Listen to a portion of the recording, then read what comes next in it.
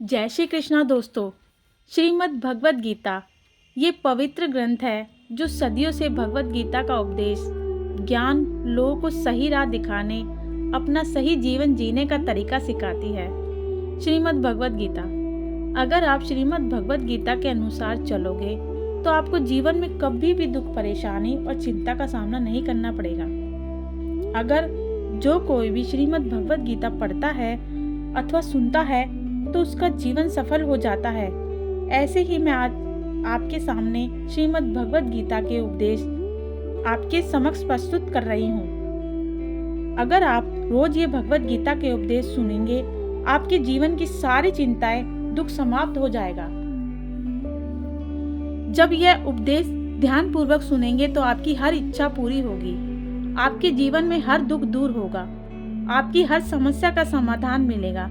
इसलिए हम आपके सामने लाए हैं गीता उपदेश, आपके भूत और भविष्य में होने वाले दुखों का निवारण कर सके। गीता का ज्ञान उस अमृत से भरा है जो इंसान के मरे हुए मन में एक नई जान डाल देता है।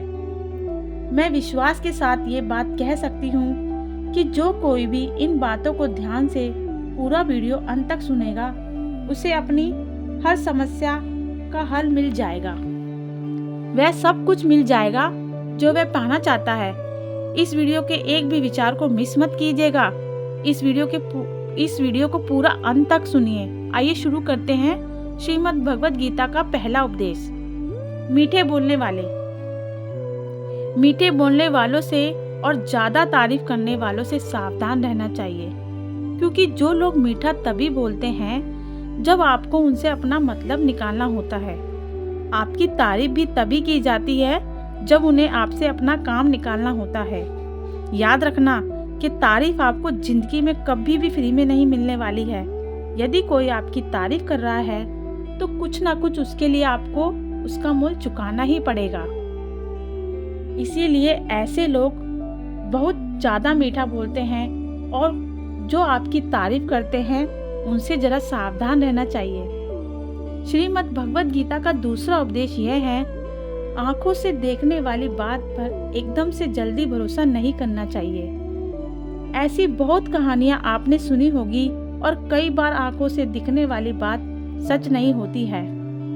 इसलिए भरोसा करने में कभी भी जल्दबाजी मत करना। गीता का तीसरा उपदेश यह है, हल्की आशा। हल्की आशा से कर्म करने वाले मनुष्य का मन कभी भी शांत व संतुष्ट कभी नहीं रहेगा, क्योंकि उसकी लालसा नए शिखर पर पहुंच ही रहेगी। ऐसे में उसका मन कभी संतुष्टि का आनंद नहीं भोग पाएगा।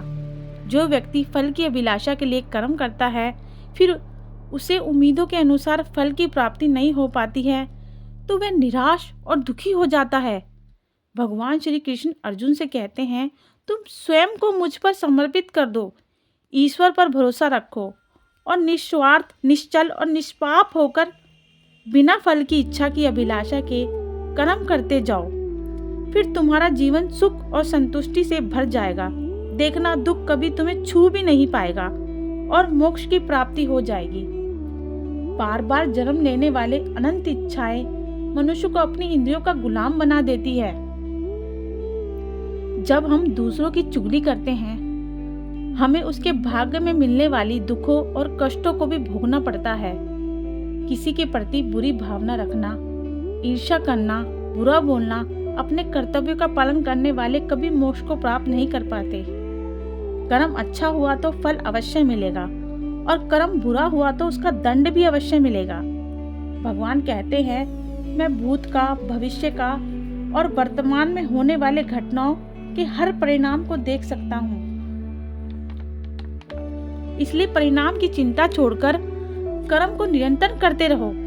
कर्म अच्छा हो या बुरा, तब तक पीछा नहीं छोड़ते जब तक वह कर्म करने वालों को फल की प्राप्ति नहीं हो जाती। यानी कि जब तक कर्म करने वाला अपने कर्मों के परिणामों को पूर्ण रूप से भोग न ले, समय से पहले और भाग्य से अधिक कभी किसी को नहीं मिल पाता है। सामान्य मनुष्य सर्वश्रेष्ठ मनुष्य को देखकर उन्हीं के आदर्शों पर चलकर उन्हीं के जैसा बनने का प्रयास करते हैं। संसार तुम्हें वैसे देखेगा जिस मानसिक दृष्टि से तुम संसार को देखते हो। बुरी आदतें, बुरी चीजें, बाहरी सुंदरता के प्रति मनुष्य तब तक आकर्षित होता है जब तक वह इंद्रियों का गुलाम हो जाता है। जिस प्रकार जलते हुए छोटे से दिए की रोशनी के प्रचंड अंधकार को समाप्त हो जाता है, उसी प्रकार जब आप मन में मौजूद अज्ञानता से भरे अज्ञान रूपी कमरे में सकारात्मक सोच का तेल डालकर ज्ञान रूपी प्रकाश उजागर करोगे तो अज्ञानता रूपी समस्त अंधकार समाप्त हो जाएगा। श्रीमद् भगवद गीता का चौथा उपदेश यह है, लोगों में अपना सारा ढूंढना छोड़ दो। सबसे बड़ी आपकी मन की कमजोरी यह होती है, आप दूसरों में सारा ढूंढते हो और यही चीज आपको कमजोर बनाती है। यही चीज आपको खुद का विश्वास कम कर देती है। जो लोग सोचते हैं ये तो मेरा सारा है, ये तो मेरे मुश्किल वक्त में मेरे काम आएगा, वही लोग मुश्किल वक्त में सबसे ज्यादा दुखी और अकेले पड़ जाते हैं। आप ईश्वर को अपना सहारा बनाओ और जब भी कोई मुश्किल आएगी वह किसी न किसी को आपकी मदद के लिए भेज ही देंगे।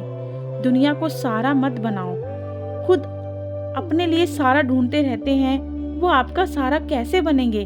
तो अपना सहारा दुनिया को नहीं, ईश्वर को बनाना चाहिए। हरे कृष्णा दोस्तों, अगर आपको मेरी यह वीडियो अच्छी लगी है तो कृपया लाइक और सब्सक्राइब जरूर करना। हरे कृष्णा।